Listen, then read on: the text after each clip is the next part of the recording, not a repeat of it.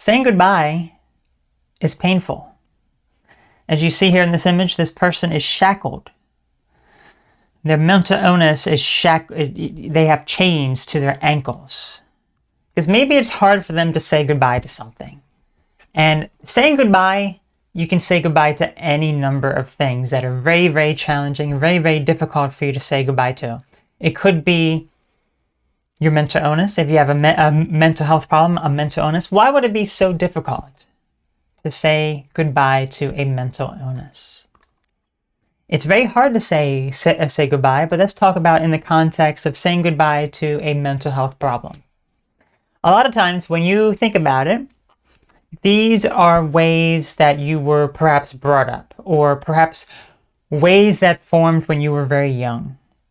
So because you have these mental health problems and these challenges and these issues, what ends up happening then is that it's very difficult for you to let go of your past self, let go of the things that you once were. So that's why a lot of people, they can find it very challenging and very difficult even to actually go to therapy and say goodbye to their old way of existence, their old way of life, their mental health problems. You have to also think about it from a different perspective as well, where when we have some sort of mental illness or mental health problem, we have coping mechanisms that are not the best for us. These are coping mechanisms that tend to be relatively negative in nature, and we fall back on them, and it brings us some level of comfort. And as a result, letting that go and venturing forth into a new way of life can be very challenging for us because we don't want to let it go. This is what we grew up with. This is how we know life. So venturing forth, very, very challenging. So as you can see, this is a very good image here. I can just kind of back off a little bit here. The person is all chained up here to their mental health problems because maybe, for one, maybe they feel as though they can't let it go. Or maybe they don't want to let it go. It can be very challenging for them to let it go. Very, very difficult even. So, as easy as it could be for them to cut right through the, well, maybe it wouldn't be hard, but that's to say that they have the tools necessary to just cut right through this chain to free themselves, but they choose not to. Why is that? Why would they choose not to when they have the ability to? Because there's a lot of fear.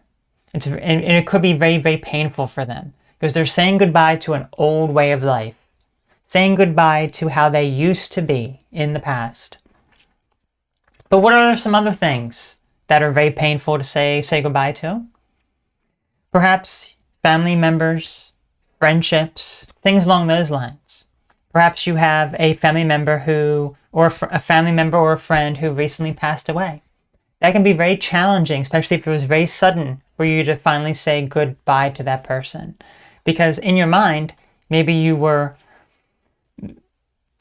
still reenacting a lot of the stuff that you did with this person. You interacted with them on a very deep level, and now they're no longer there. They are now gone from your life. And as a result, how can you possibly say goodbye to them?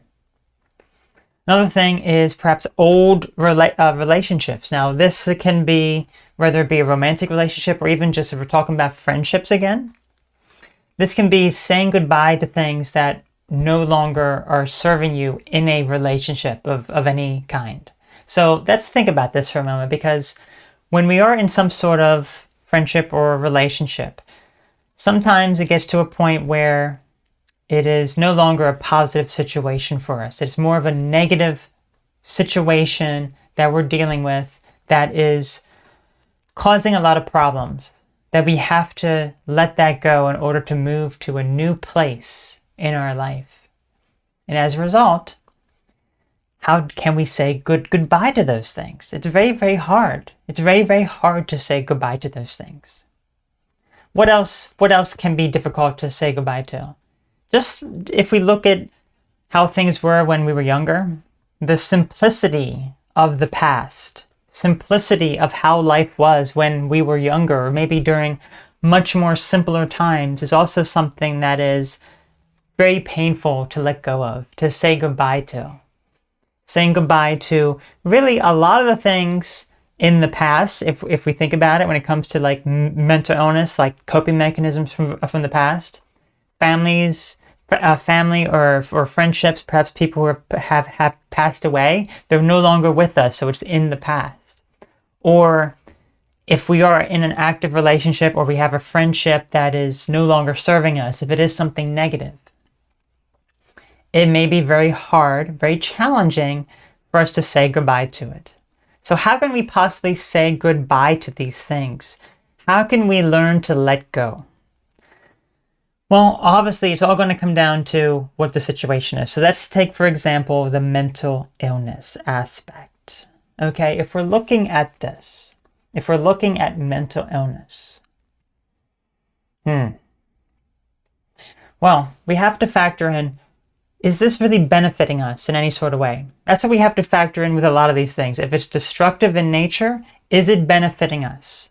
Perhaps we do feel some sort of sense of release or positive aspect to the situation, but we have to realize, is this something that is actually truly positive in my life?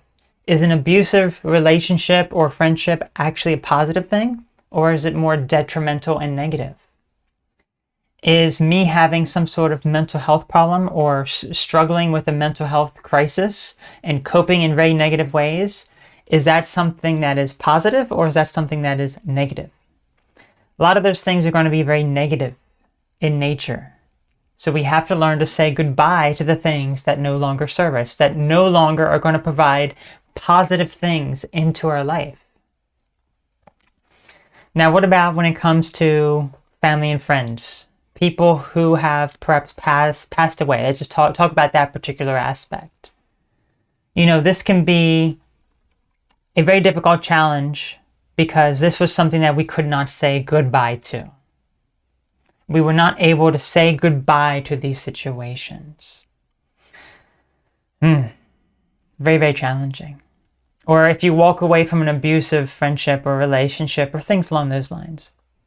There's so many different ways of going about this, whether it be within yourself, some sort of aspect of yourself that no longer serves you, or something that is external, something that is outside of you, external people or things around you, being able to say goodbye to those situations. So, you know, from my own experience with this, at least, you know, I tend to think a lot about certain situations again and again and again, where I've learned to be able to say goodbye to those situations. Now, I will talk more about that in the next segment, when we talk a little bit about my own personal ways of letting go, as well as the people who, you know, perhaps miss the old version of who I was. So, but letting go, you have to factor in that it takes some time to be able to let go. This is not something that's going to happen overnight. This is going to be something that is a challenge for you, that takes some time for you to be able to heal, for you to be able to move on, and you have to be patient with the process that is unfolding. It will be very scary for you. But in that fear that you have regarding the situation, if you're very scared, if you have a lot of pain, you can utilize those to your advantage to better your life, better the quality of your life, and learn to finally say goodbye and to let go of those attachments. Because if you visualize a lot of these attachments, they look just like this. You can replace the word mental illness with really much of anything that you're attached to. Think about it for a moment. If you are attached to a friend and they hurt you and they betrayed your trust and they're not friends with you anymore. Perhaps you have a romantic relationship and you had to break off the relationship, or maybe they broke it off as well. This is still attached to you, as you can see by these chains. they're still attached to you. You have to let them go. You have to be the person here that's brave enough to cut that cord there, to be able to be free. Otherwise, it's still going to bring you down. It's still going to weigh down on you. You will try to get through life, but it's still there. You can't ignore it. You will feel the struggle it is every day dealing with this.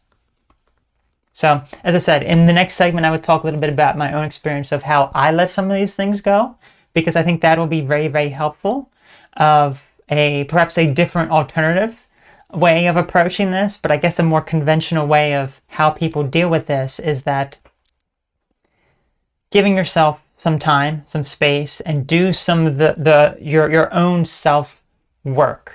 Being able to find your interests that you really love and venturing forth with those. Finding the right people even that you can connect with on a much deeper level. So it's all about you when it comes to breaking these chains. You have to be the one to do it. You have to get the courage and strength to be able to do it. So yes, that's something that is not easy, but I know in enough time you'll be able to do it. So just always visualize this and see how can you just break that.